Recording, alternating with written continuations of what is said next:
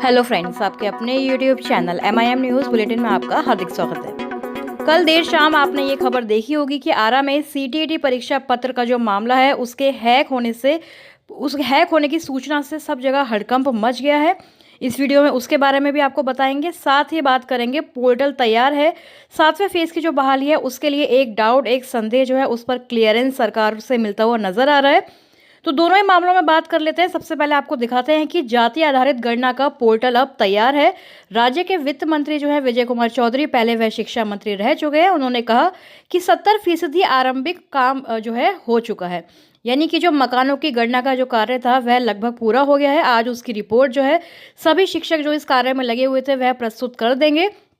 उसके साथ ही ये जो जाति आधारित गणना का पोर्टल तैयार होने से यह तो तय हो गया है कि अब ये जाति आधारित गणना जो है बिहार राज्य में पूरी तरह से कंप्लीट अप्रैल के महीने में की जाएगी। और कल हमने देखा कि सुप्रीम कोर्ट ने भी इस पर जो है हरी झंडी दे दी है। तो अब इसका 7वें चरण की बहाली से ये क्यों हम इसको रिलेट कर रहे हैं, क्योंकि देखिए बहुत बड़ी जो बाधा है, जो संदेह है वह समाप्त हो गया है। क्योंकि एक तो हमने देखा कि जो पोर्टल आने में जो विज्ञप्ति आने में जो टाइम लगने वाला था वह अब लगेगा कब तक, जब तक ये गणना पूरी नहीं हो जाती है।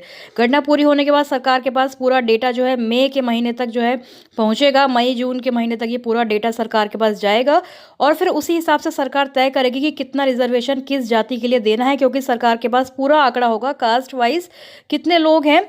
और इसी तरह से आगे भी पहले भी हम देखते आए हैं कि रोस्टर जब भी आता है किसी भी बहाली के लिए तो उसमें जातिवार सारी रिक्तियां हर विषयवार दी गई होती हैं। तो इस बार सरकार को बहुत ज़्यादा आसानी भी होगी इस कार्य को करने के लिए, रोस्टर को तैयार करने के लिए, क्योंकि पूरा डेटा जो है एकत्रित करके अब पोर्टल पर डाल दिया जाएगा।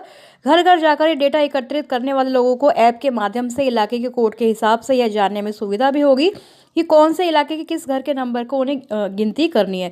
यानी कि पूरा मामला जो है डिजिटलाइज कर दिया गया है, पोर्टल जो है तैयार हो चुका है। 7वें फेज की बहाली भी ऑनलाइन और सेंट्रलाइज तरीके से होनी है, तो उसका भी वेबसाइट, उसका भी वेब पोर्टल तैयार होगा। उससे पहले ये जाति आधारित गणना कहीं ना कहीं बिहार राज्य के लिए भी बिहार राज्य के लिए, खासकर बिहार शिक्षक बहाली के लिए काफ़ी ज़्यादा मददगार साबित होने वाली है। क्योंकि कितने पद आएंगे, कितनी रिजर्वेशन सरकार किस जाति को देगी, ये इस सारी चीज़ें जो है इस पोर्टल से क्लियर हो जाएंगी। अब बात कर लेते हैं सीटेट परीक्षा पत्र के बारे में। आरा जिले में देखिए central board of secondary examination यानी CBSE की ओर से ये सीटेट की परीक्षा जो है ऑनलाइन परीक्षा का प्रश्न पत्र हमने कल देखा भोजपुर में एनी डेस्क ऐप के द्वारा हैक किए जाने की सूचना से हड़कंप मच गया।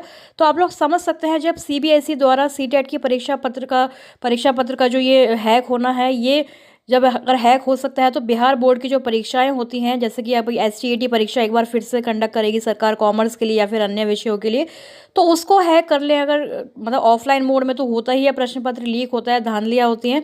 ऑनलाइन मोड में भी अब इस तरह से लीक होने की सूचनाएं मिल रही हैं। तो आप लोग समझ लें कि ऑनलाइन भी परीक्षा का कोई मतलब गारंटी नहीं है कि खासकर बिहार में, क्योंकि प्राइवेट एजेंसीज को जिम्मेदारी दी जाती है एग्ज़ाम कंडक्ट कराने से लेकर सारी चीज़ें करने की।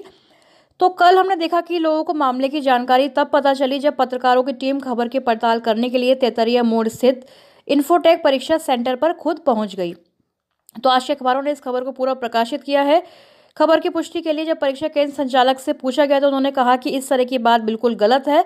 वहीं सूचना मिलते ही प्रखंड शिक्षा पदाधिकारी जो है उस जिले के, भोजपुर जिले के, आरा जिले के, वहां पर पहुंचे। उन्होंने सारी चीज़ों पर जो है चर्चा की, पूछताछ की। तो विश्वसनीयता पर ऐतराज़ भी जताते हुए उन्होंने सृष्टि इन्फोटेक प्रबंधन जो है CTET के कोऑर्डिनेटर जो है उन सबसे पूरी तरह से बातें की। लेकिन सभी, जैसे कि आप जानते हैं कि फर्जी और बेबुनियाद बताया जाता है, लेकिन वीडियो में जो है ये वायरल वीडियो है जिसमें लग रहा है कि कहीं ना कहीं जो है परीक्षा पत्र को ऐप के ज़रिए हैक किया गया है। तो ये सब साजिश के तहत परीक्षा केंद्र को बदनाम करने के लिए किया गया है, ऐसा जो है वहाँ के जो ऑर्गेनाइजर हैं, जो कोऑर्डिनेटर है, उनका कहना है। और यह परीक्षा आपको बता दें कि जिले में 28 दिसंबर से शुरू है, जो 7 फरवरी तक चलने वाली है। तो सीटेट की परीक्षा यदि हैक होती है तो इससे ज़्यादा और क्या बड़ी बात होगी, क्योंकि CBSE द्वारा ये आयोजित की जाती है, बिल्कुल सुव्यवस्थित ढंग से आयोजित की जाती है, ऑनलाइन मोड में की जाती है। तो अब देखना होगा कि इन अभ्यर्थियों को क्या होगा, क्योंकि कहीं न कहीं भविष्य जो है सीटेट अभ्यर्थियों का जुड़ा हुआ है शिक्षक बहाली से, बिहार में खासकर 7 फेज़ से। तो जल्द से जल्द ये परीक्षा का जो है कोई न कोई हड़कंप जो मचा है, इसकी क्लियरेंस जो है सीबीएसई को देनी होगी कि क्या ये परीक्षा दोबारा से होगी या फिर बिल्कुल ठीक तरीके से आयोजित हुई है या फिर नहीं। तो आगे भी 7वें चरण के जो भी अपडेट्स आती रहेंगी आपके सामने इसी तरह शेयर करते रहेंगे अपने चैनल एमआईएम न्यूज़ बुलेटिन पर। तब तक चैनल से आप जुड़े रहें, सब्सक्राइब जो नहीं किया है ज़रूर कर लें। इस वीडियो में फिलहाल इतना ही। Thank you for watching.